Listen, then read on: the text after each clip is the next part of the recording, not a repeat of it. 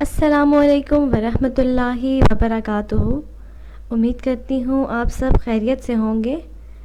آپ دیکھ رہے ہیں آپ کا اپنا چینل روحانی وظیفے اینڈ ہیلتھ۔ ناظرین، حضرت عبداللہ بن عمر رضی اللہ تعالیٰ عنہ فرماتے ہیں کہ حضور صلی اللہ علیہ وآلہ وسلم نے لڑنے کے لیے ایک جماعت بھیجی، میں بھی اس میں تھا۔ کچھ لوگ میدان جنگ سے پیچھے ہٹے، میں بھی ان ہٹنے والوں میں تھا۔ واپسی پر ہم نے کہا ہمیں کیا کرنا چاہیے، ہم تو دشمن کے مقابلے سے بھاگے ہیں تو اللہ تعالیٰ کی ناراضگی کو لے کر واپس لوٹ رہے ہیں۔ پھر ہم نے کہا ہم لوگ مدینہ جا کر رات گزار لیں گے، پھر اس کے بعد حضور صلی اللہ علیہ وآلہ وسلم کی خدمت میں حاضر ہوں گے۔ اور پھر ہم نے کہا نہیں، ہم سیدھا جا کر حضور صلی اللہ علیہ وآلہ وسلم کی خدمت میں اپنے آپ کو پیش کر دیں گے۔ اگر ہماری توبہ قبول ہو گئی تو ٹھیک ہے، ورنہ ہم مدینہ چھوڑ کر کہیں اور چلے جائیں گے۔ ہم فجر کی نماز سے پہلے آپ کی خدمت میں حاضر ہوئے۔ ہماری خبر ملنے پر آپ باہر تشریف لائے اور فرمایا یہ لوگ کون ہیں؟ میں نے کہا ہم تو میدان جنگ کے بھگوڑے ہیں۔ آپ نے فرمایا نہیں، بلکہ تم تو پیچھے ہٹ کر دوبارہ حملہ کرنے والوں میں سے ہو۔ میں تمہارا اور مسلمانوں کا مرکز ہوں، تم میرے پاس آ گئے ہو اس لیے تم بھگوڑے نہیں ہو۔ پھر ہم نے آگے بڑھ کر حضور صلی اللہ علیہ وآلہ وسلم کے دستے مبارک کو چوما۔ حضرت عبداللہ بن عمر رضی اللہ تعالیٰ عنہ فرماتے ہیں کہ حضور صلی اللہ علیہ وآلہ وسلم نے ہمیں ایک سریے میں بھیجا۔ جب ہمارا دشمن سے مقابلہ ہوا تو ہمیں پہلے ہی حملے میں شکست ہو گئی، تو ہم نے چند ساتھی رات کے وقت مدینہ آ کر چھپ گئے۔ پھر ہم نے کہا بہتر یہ ہے کہ ہم لوگ حضور صلی اللہ علیہ وآلہ وسلم کی خدمت میں جا کر اپنا عذر پیش کر دیں۔ چنانچہ ہم لوگ حضور صلی اللہ علیہ وآلہ وسلم کی خدمت میں گئے۔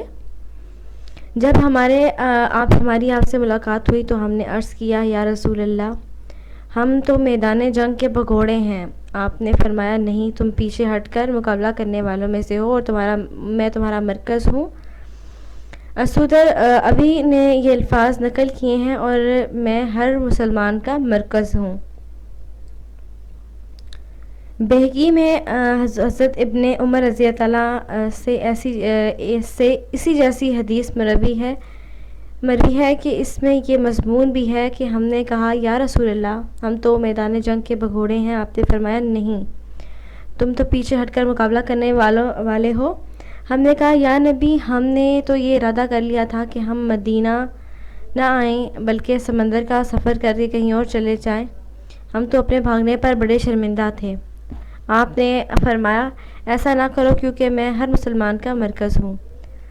ناظرین، حضرت عائشہ رضی اللہ تعالیٰ عنہ فرماتی ہیں کہ حضرت عبداللہ بن زید رضی اللہ تعالیٰ عنہ جب واپس آئے تو میں نے حضرت عمر بن خطاب کو زور سے یہ فرماتے ہوئے سنا، اے عبداللہ بن زید، کیا خبر ہے؟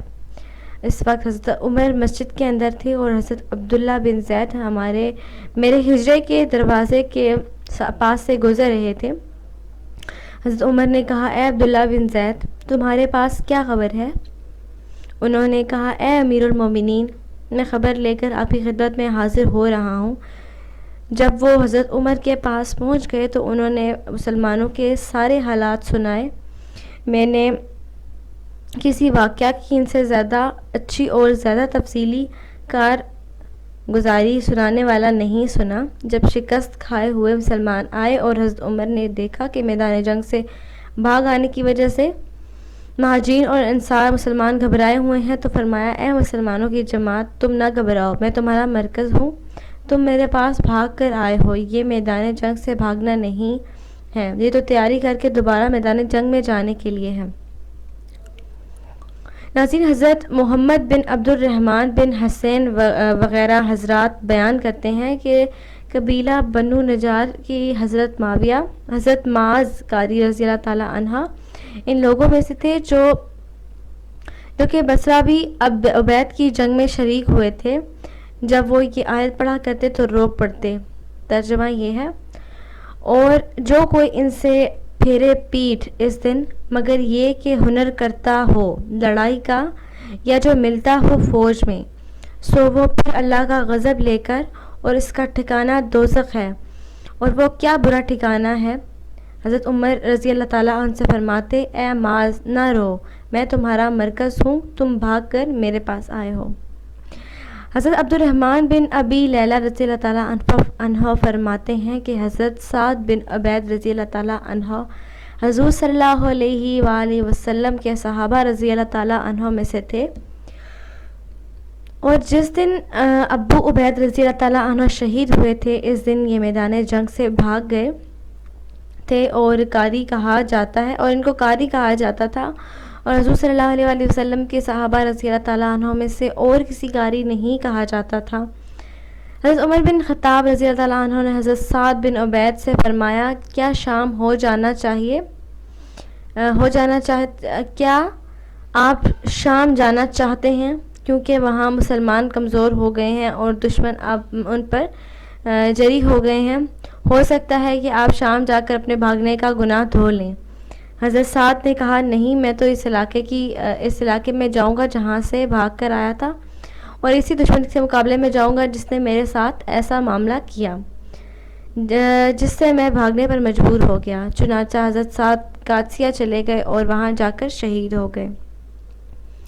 تو ناظرین، یہ اللہ کے راستے سے بھاگنے پر جو تھی صحابہ کرام کی ندامت اور گھبراہٹ کے بارے میں جو میں نے آپ کو بتایا ہے، امید کرتی ہوں آپ کو اس کی سمجھ آ گئی ہوگی۔ پھر بھی اگر اس حوالے سے آپ کو کچھ سمجھ نہیں آئی، مزید آپ کچھ پوچھنا چاہتے ہیں، مزید کچھ ٹاپکس پہ آپ لوگ چاہتے ہیں کہ آپ لوگوں کو انفارمیشن دی جائے، تو آپ کمنٹ باکس میں بتا سکتے ہیں، آپ کو بتا دیا جائے گا۔